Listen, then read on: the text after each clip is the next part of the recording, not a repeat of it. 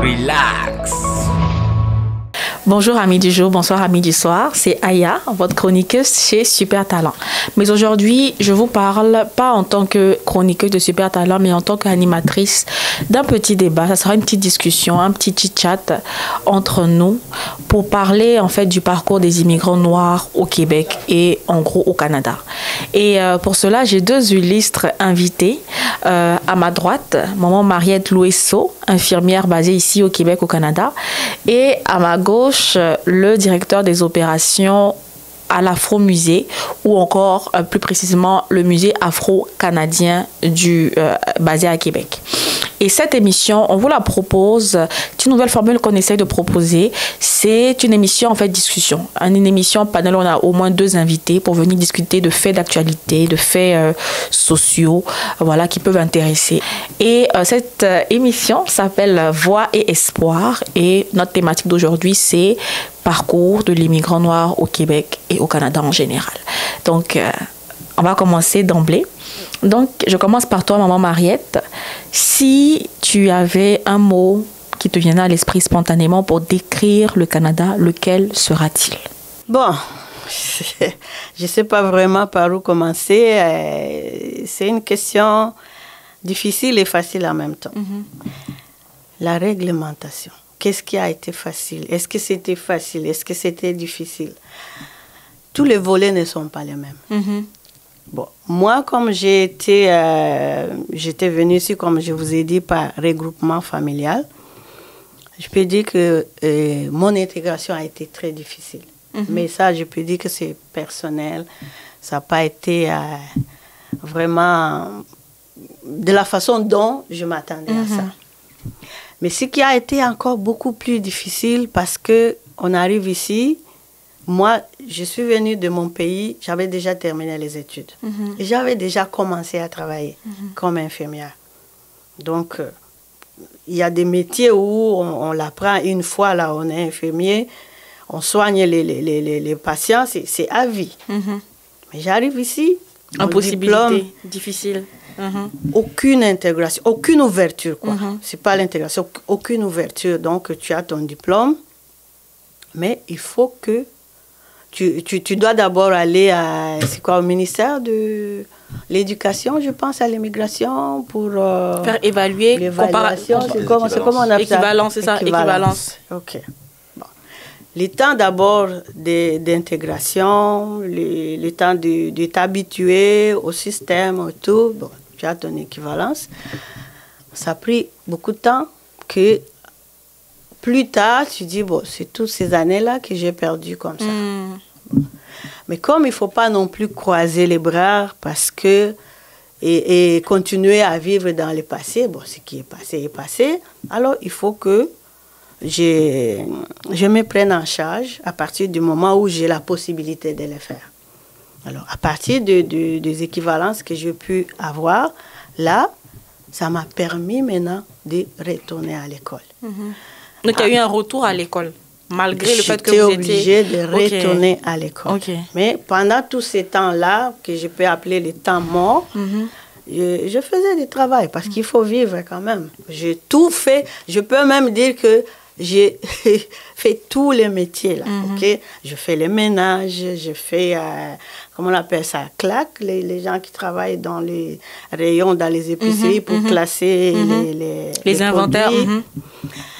J'ai été réceptionniste, tout.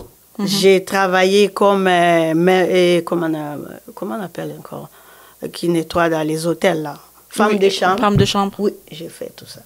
Parce qu'il fallait que je vive, il fallait que je me... Ça faisait partie de mon intégration aussi dans ma terre d'asile. Mais ce que j'ai trouvé aussi très difficile, la communication était, je peux dire, quasi impossible. Avec la famille qui est restée.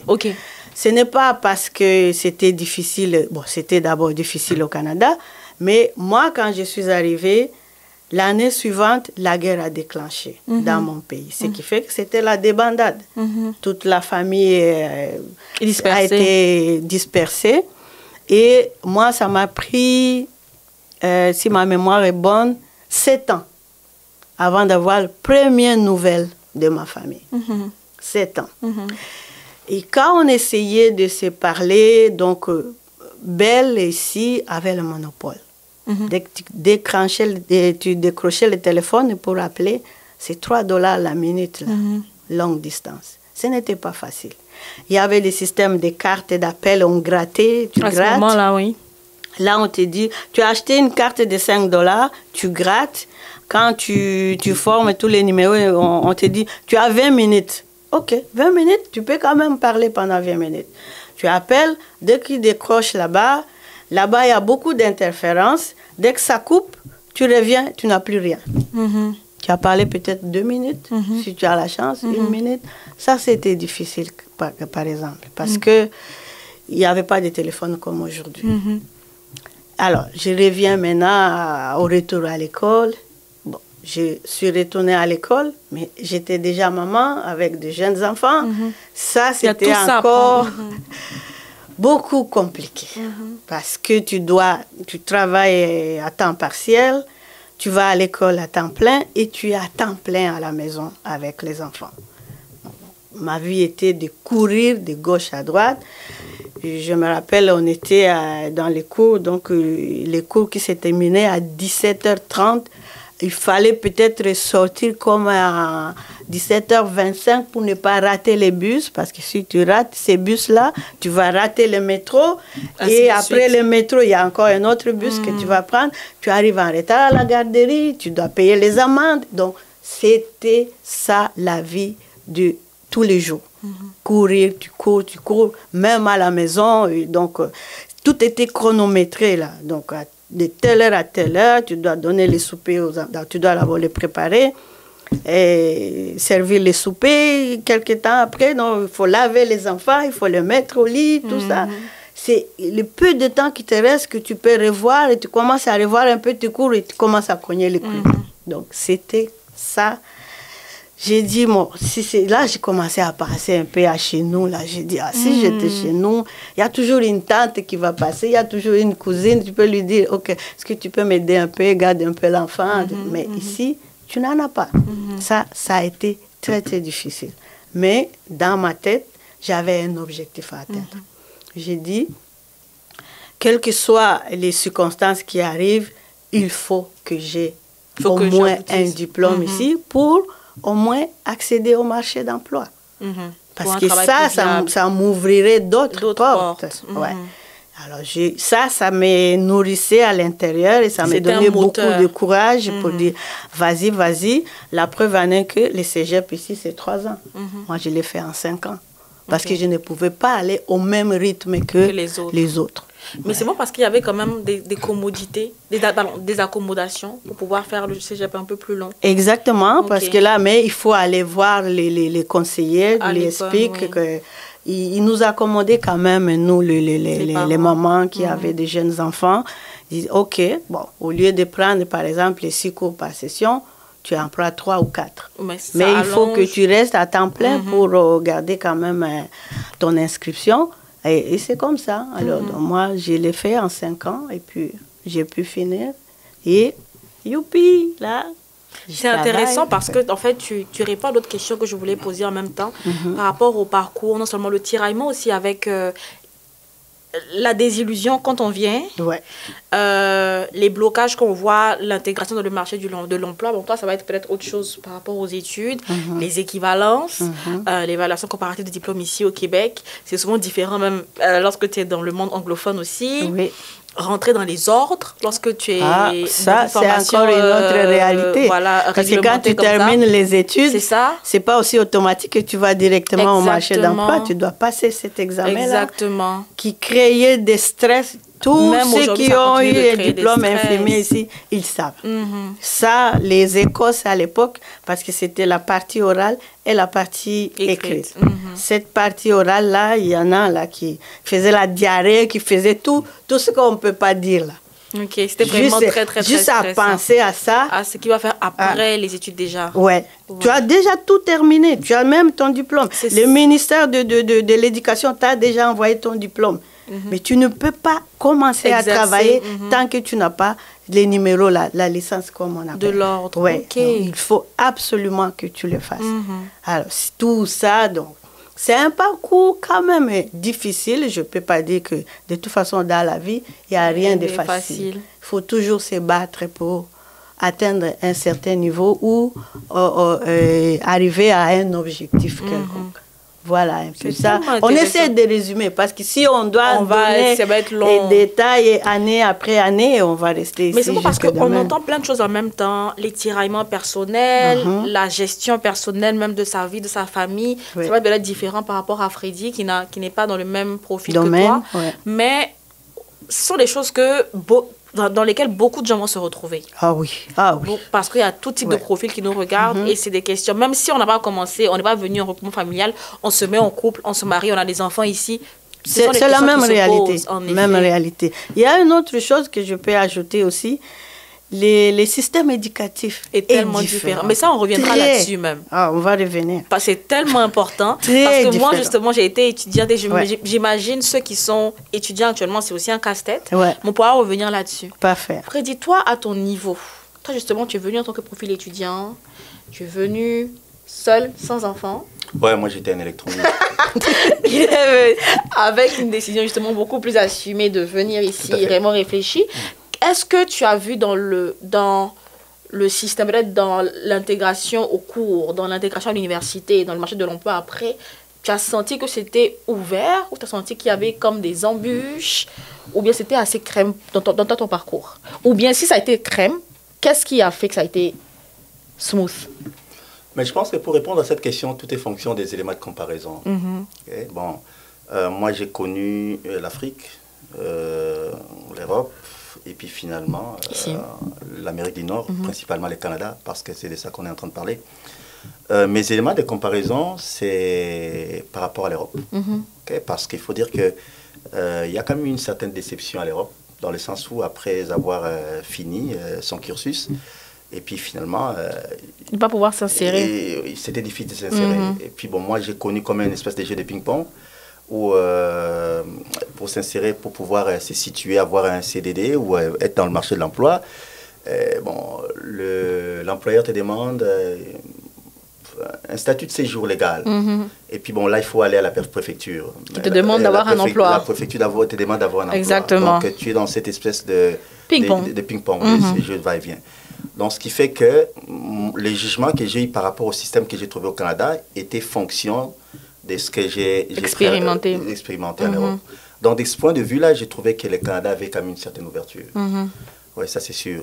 Mais bon, les problèmes restaient les mêmes. Je ne voudrais pas être redondant parce que tout a été dit, c'est qu'il y avait un problème de reconnaissance des acquis, des titres, des diplômes qu'on a eu à l'étranger.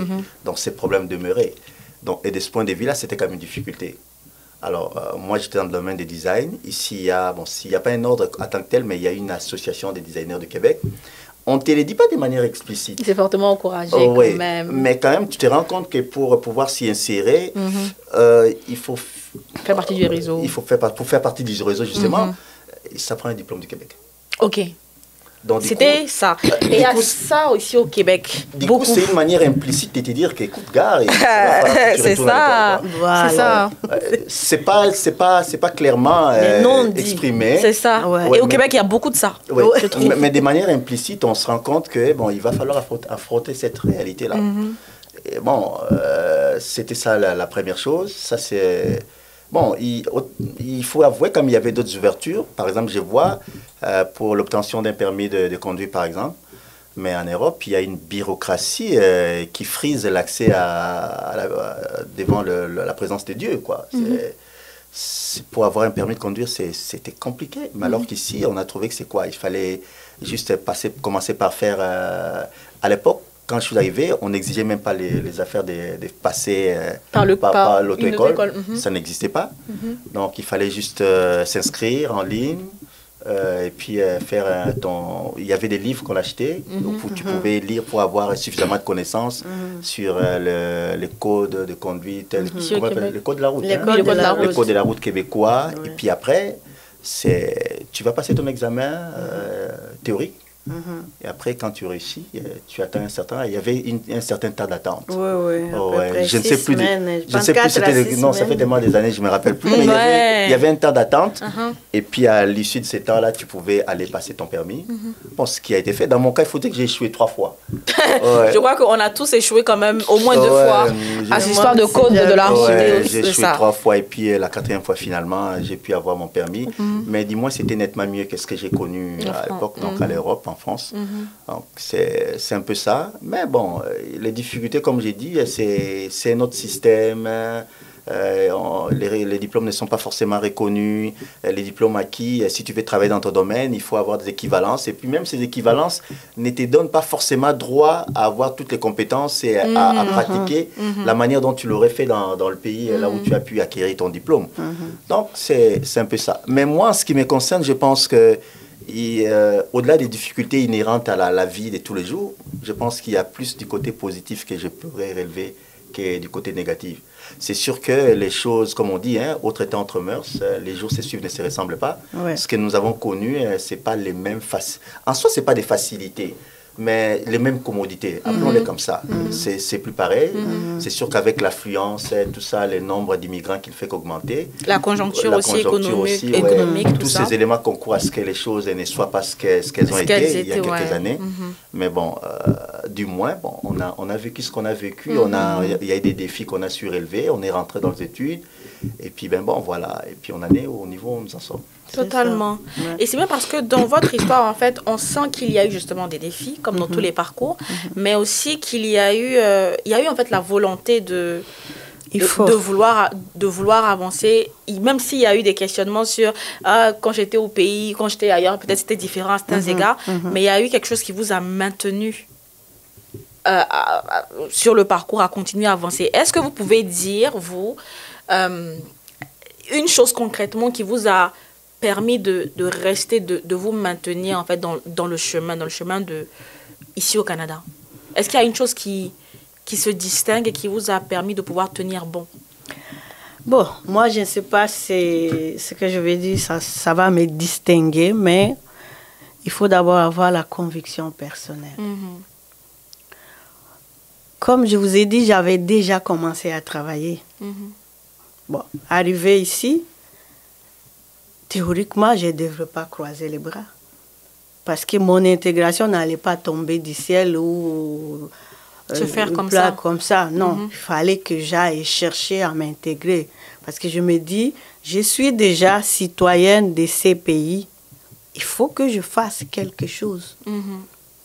Non seulement pour m'intégrer, mais je dois apporter aussi quelque chose pour la continuité, pour l'avancement de ces pays-là.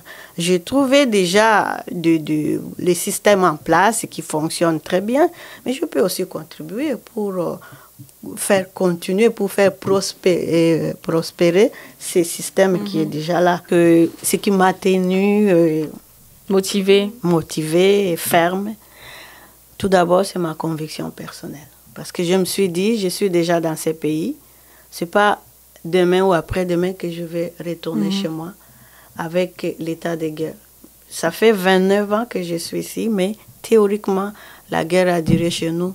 Ça fait 30 ans qu'il y a la guerre. Donc, on veut toujours retourner, mais on sait que ce n'est pas facile. Alors, ça m'a motivée. J'ai dit, bon, OK, il faut que je suis déjà là, donc je dois avancer. Tu ne peux qu'avancer. Que question de regarder en arrière ou de vivre dans le passé. Le passé, ça fait partie maintenant de moi, ça fait partie de mon histoire, mais j'ai un présent et un futur à bâtir. Alors ça m'a donné beaucoup de courage, beaucoup de force et beaucoup d'énergie à continuer. Et c'est comme ça que je reviens encore à l'idée que je vous ai dit. Quand on m'avait dit, quand je suis allée voir les conseillers pédagogiques au Cégep, qui m'a dit que tu peux échelonner ta formation en 5 ans, en fait, ça m'a découragée. Je vais rester 5 ans encore à l'école. Et en plus, pour que je puisse nouer les 2 bouts du mois financièrement, je devrais demander un prêt. Les prêts, tu dois les rembourser après.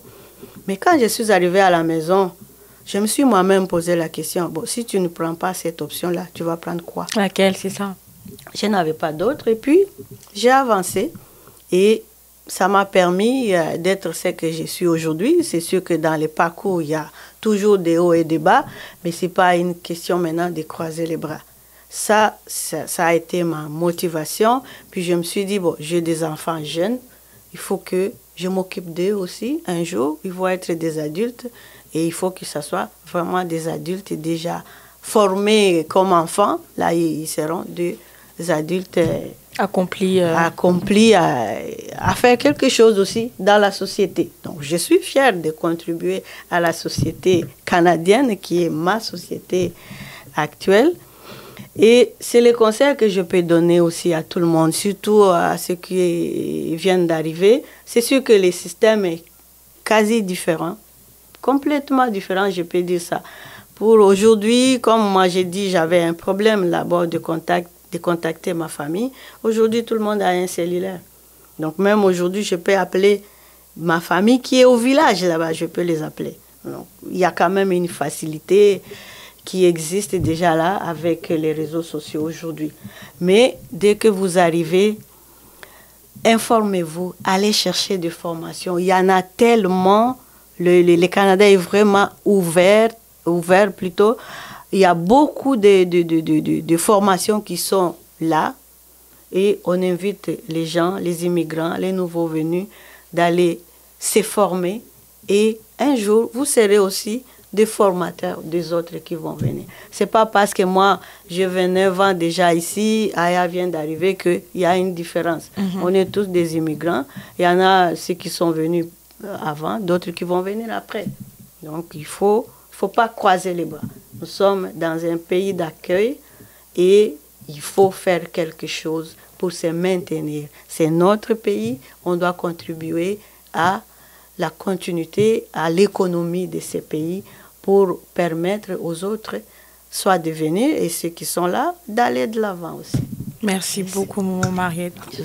Et toi, Freddy, justement, qu'est-ce qui t'a permis de tenir toutes ces années et qu'est-ce que tu recommanderais en fait à un nouvel arrivant, quelqu'un qui est déjà là en fait?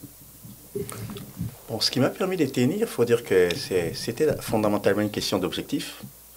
Donc déjà quand j'ai posé les gestes de quitter là où j'étais pour venir ici, j'avais quelque chose en tête, je ne venais pas à l'aventure. Donc il y a ça, quand les idées sont déjà claires au départ, donc on sait à quoi s'en tenir. C'est sûr qu'en y arrivant, bon, on se rend compte que ce n'est pas l'Eldorado, ce n'est pas le paradis non plus. De toute façon, comme on dit, hein, l'herbe n'est verte que chez le voisin, n'est verte que chez le voisin, donc on se rend compte que en arrivant, bon, c'est sûr qu'il y a certains rêves finalement qui arrivent à se désagréger ou plutôt à s'effondrer, dans le sens que on avait peut-être des attentes qui étaient surdimensionnées, mais on se rend compte que la réalité est tout autre. Mais on se dit, entre deux mots, il faut choisir le moindre. Parce que moi, j'ai fait l'Europe avant de venir ici. Donc, si jamais l'insatisfaction par rapport à tout ce que j'ai trouvé ici, bon, parce qu'on avait des objectifs, on avait des rêves, et qu'à un moment donné, on se rend compte que l'environnement ne nous donne toujours pas les moyens de nos ambitions. À un moment donné, il faut prendre une décision. Mais cette décision, ça va être laquelle? Est-ce qu'il va falloir quitter le Canada, rentrer en Europe, d'où je venais? Et à part l'Europe, parce que j'ai fait de l'Afrique, je suis né et grandi en Afrique, j'ai fait l'Europe et maintenant je suis en Amérique. Ben voilà, il fallait faire un choix. Je m'en vais où? En Amérique latine? En Océanie? Ailleurs, en tout cas. Quel ailleurs, si tu pars en Alaska? Voilà, donc bien, il faut bien faire un choix.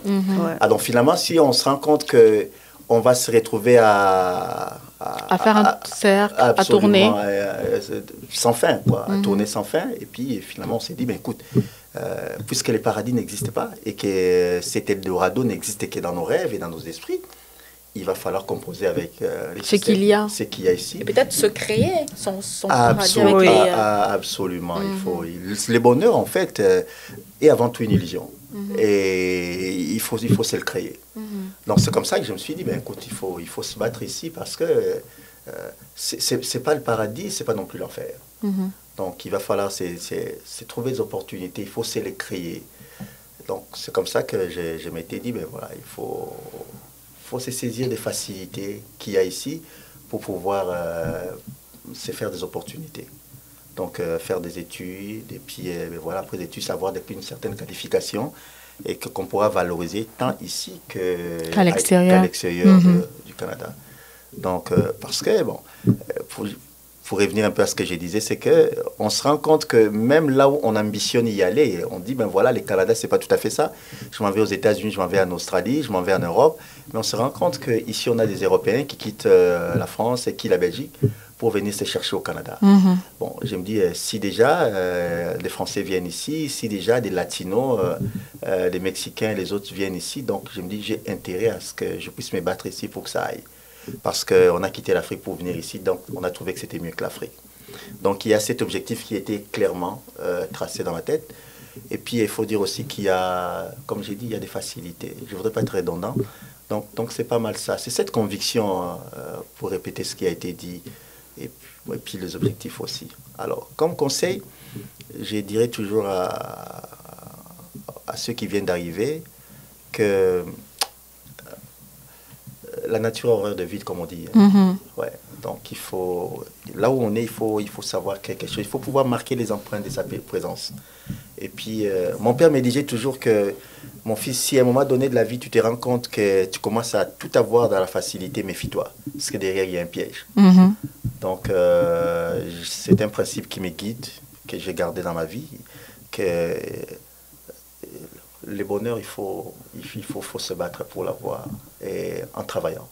Travailler, ça peut être travailler, littéralement, ça peut être aller dans les études. Un peu comme ça a été dit ici, moi, on a fait tout le boulot. Hein. Quand on est arrivé, nos diplômes n'ont pas pu être reconnus. On a été dans la manufacture, on a fait ci, on a fait ça. Ce n'était pas toujours valorisant en tant que tel. Mais bon, finalement, on s'est dit, c'était peut-être ça les chemins par lesquels il fallait passer pour pouvoir finalement être ce que nous sommes aujourd'hui. On ne fait pas d'omelette sans casser d'œufs, donc il y a toujours la difficulté. Ouais, il n'y a pas de bonheur sans difficulté. Donc c'est peut-être ça les conseils. Il est assez générique, mais je pense qu'il vaut, il s'adresse à son pesant d'or. Exactement. Comme on le dit, et donc, on peut se retrouver tous dedans. Absolument, absolument. Donc voilà. Le Canada, comme j'ai dit, c'est pas un pays idéal, mais ce n'est pas non plus un enfer. Donc le système est tel que on a toujours des opportunités. Et puis peut-être un autre conseil, c'est que j'ai remarqué, il y a quelque chose que j'ai fustigé chez nos frères qui immigrent, essentiellement les Africains. Il y a cette tendance, et je ne sais pas, étant donné que notre culture ne se résume pas, mais il est en grande partie, ça se caractérise par une certaine oralité. On a tendance à ne pas vouloir chercher l'information à la source, à entendre ce qu'on nous raconte. Parce que tel a dit, il est arrivé, ça fait 10 ans, il m'a dit ça, et puis on prend ça comme parole d'évangile. Comme argent comptant. Oui, absolument. Alors qu'on a toutes les ressources, il y a les sites internet du gouvernement, tout est écrit, tout est mentionné. C'est juste savoir, ben voilà, tu peux aller chercher. Aujourd'hui, on a Internet. Si tu as besoin d'une information, tu peux aller sur Google. Actuellement, là, l'intelligence artificielle. Tu peux aller sur ChatGPT pour avoir l'information dont on a besoin. Et c'est accessible.